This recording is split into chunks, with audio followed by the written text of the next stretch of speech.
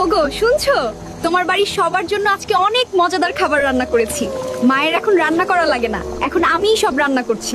দেখেছো বৌমা কত সুন্দর রান্না করেছে। সত্যি বৌমার হাতে কিন্তু জাদু আছে।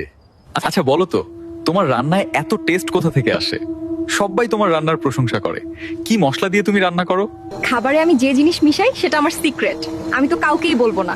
তুমি তাড়াতাড়ি বাড়ি চলে এসো, তোমাকেও অনেক টেস্টি টেস্টি খাবার খাওয়াবো।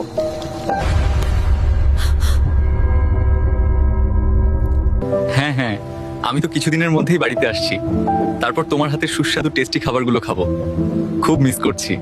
আচ্ছা শোনো না, তোমার বাপের বাড়ি থেকে তোমার বাবা আসছেন, উনাকেও তাহলে এই টেস্টি খাবারগুলো রান্না করে দিও, উনি খুব খুশি হবেন।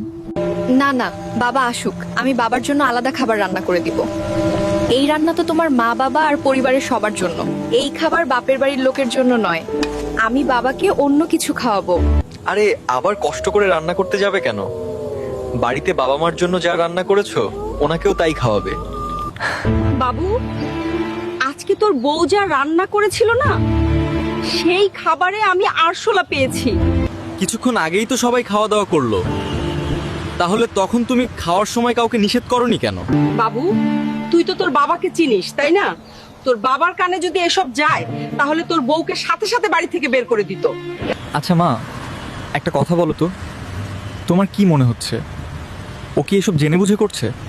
এমনও তো হতে পারে ভুলবশত রান্না করার সময় উপর থেকে আরশোলা পড়ে গেছে। আরে বাবারে, তোর বউয়ের ওপর আমি কোনো সন্দেহ করছি না, কিন্তু এবার আমি রান্নাঘরে একটা সিসিটিভি ক্যামেরা লাগাবো। তাহলেই আশা করি সব সমস্যার সমাধান হবে, আসল ঘটনাটাও বোঝা যাবে।